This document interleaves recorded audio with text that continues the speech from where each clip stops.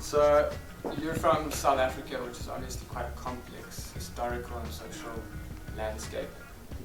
So how do you go about writing a film that's based in the US, kind of geographically and culturally? I mean, I'm really used to making films that are specifically set in South Africa. My film is very much located there. So for me, I use the character as a way to get into the story because I couldn't fall back on that context. So that was a character I really understood.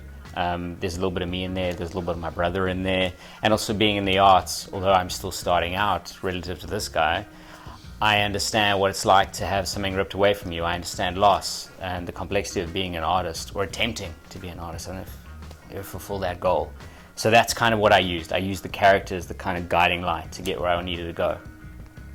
There's a universality in that anyway. I think that I think would be appealing to anybody, and whether they're from South Africa or from China, U.S. I think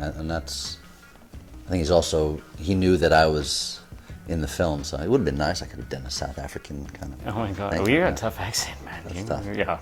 When you're looking at a character in a script, is it important for you to identify with the character in the story, and do you see a bit of yourself in this character, and do you take something away from each role, and specifically this role? It's a wonderful question. Specifically with this, I can identify with it, surely. I'm not on as an extreme level, fortunately, but I'm very conscious. I'm very aware, especially as an actor, as someone who strives to do something as competitive as this industry, which requires such a personal commitment to the work, the feeling of not having those opportunities. And there's been, of course, most of the time, especially early on in your career, it's all based on rejection. That is something that I think touches many people. I think whether they're aware of it or not, it's shaped so much of us, maybe in our childhood or not, or however it's manifested in our lives.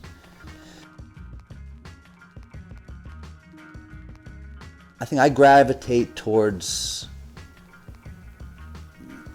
the experimental nature of this in a way that it's an opportunity for me to grow as well.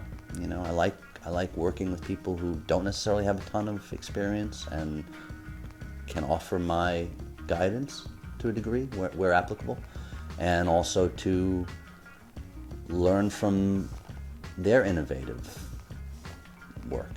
There comes a freshness with someone who's not particularly jaded and not, has not had a ton of experience and really has a specific voice that they want to be conveyed in their work.